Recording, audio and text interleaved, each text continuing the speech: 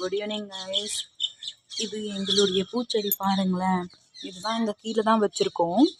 இங்கே வச்சு இது இங்கே போய் அதுக்கும் மேலே போயிருக்கு.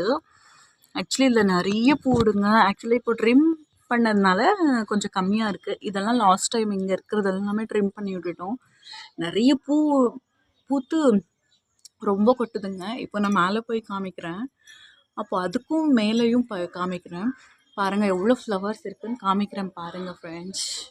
இங்கேருந்து தான் இது மேலே போயிருக்கு. நிறைய பூ விடுதுங்க. இதில் நிறைய கூடு கூட கட்டியிருக்கு தெரியுமாங்க கைஸ்.